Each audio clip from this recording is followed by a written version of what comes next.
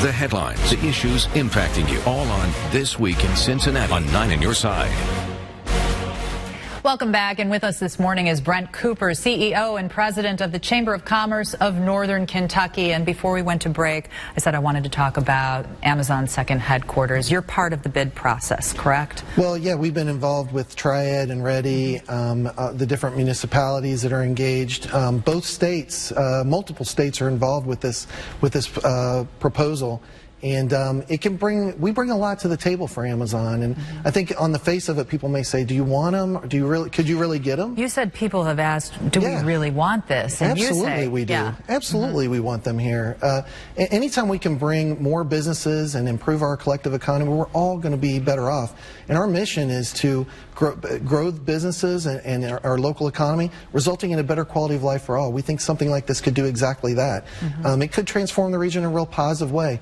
That said, we already have a terrific region, and that's what we did with that proposal, is put our best foot forward, explain why we can, we have a high quality of life here, we have low energy costs, we have opportunities for growth. I think we're exactly what an Amazon would be looking for. We're the #1 destination for college graduates in the country, according to Forbes magazine, 2 years running. Thus recruiting people for these jobs. And that's what you'd have to do. And I've had other cities say, well, you don't have the workforce. Well, guess what? You don't either. You're going to have to recruit, and so talent attraction and retention is part of our strategy. Source Cincinnati's done a wonderful job putting together packages.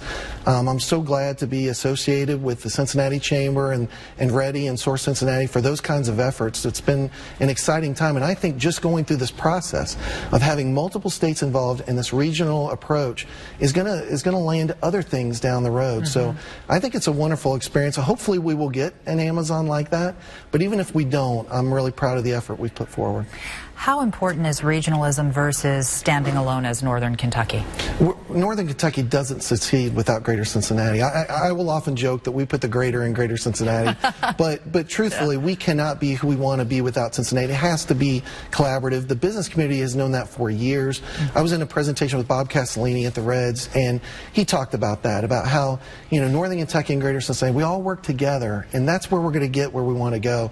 Whether it's the airport, whether it's proposals like that, together is better, and that's what we're going to continue to do. If you're wanting to recruit a lot of people to come to the area, certain things come to mind that are really important. Schools, transportation. Yep. Do we have everything we need in place? No, we don't. And so, yeah, you look at the workforce, everything that feeds workforce, you mentioned transportation, healthcare, education. We have to continually strive to improve all of those things. Transportation is probably the biggest opportunity in front of us.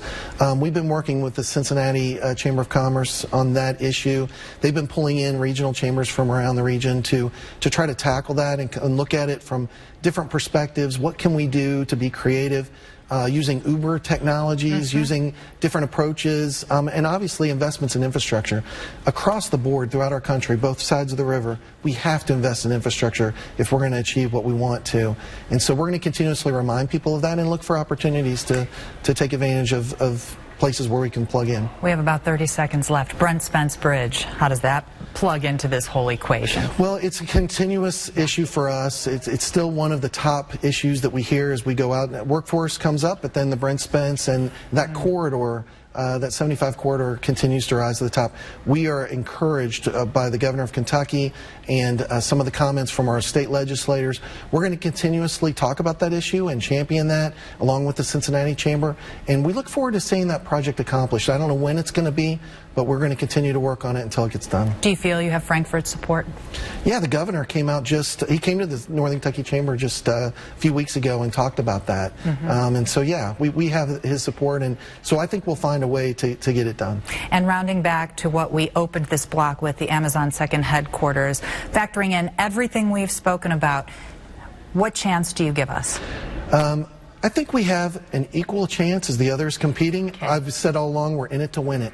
And we offer one of the best places to live, work, play, and raise a family. And so we've conveyed that to them, and I think we're gonna get it. How about that? All right. All right. You're on record. Brent, thanks for joining us. We really appreciate it.